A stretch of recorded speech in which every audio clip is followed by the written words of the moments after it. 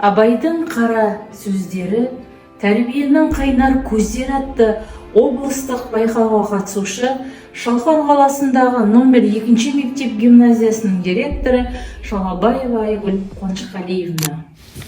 Қазақтың бір мақалы өнер алды, бірлік, ырыс алды, тірлік дейді. Бірлік қандай елде болады? Қайтсе тату болады, білмейді. Қазақ ойлайды, бірлік ат ортақ, ас ортақ, киім ортақ, дәулет ортақ болса екен дейді. Олай болғанда байлықтан не пайда, кедейліктен не залал? Ағайын құрымай мал іздеп не керек? Жоқ, бірлік ақылға бірлік, малға бірлік емес.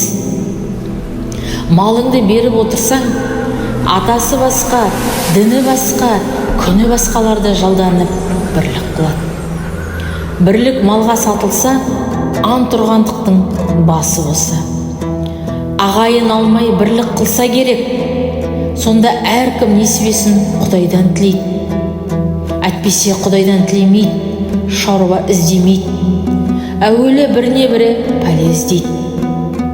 Не түсін, не ажарын, не өкпесін бұлдап, ол болмаса бір пәле салып, қорғалатып, әйтеуір бірін-бірі алдаудың амалын іздеседі.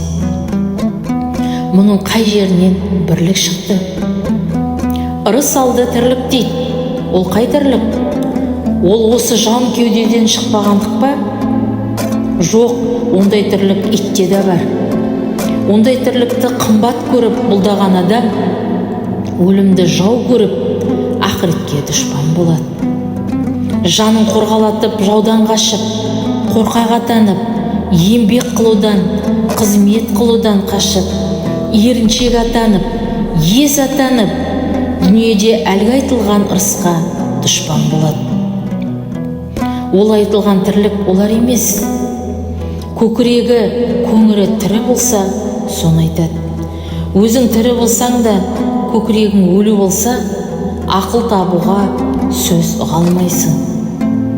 Адал еңбекпен ерінбей жүріп мал табуға жігер қыла алмайсың. Кеселді жалқау қалжықпас, әзір тамақ әзір ас, сыртың пысық ішін мас, артын ойлап ұялмас болып жүріп, тірімін деме, онан да Алла жіберген ақ бұйрықты өлімнің өзі артық.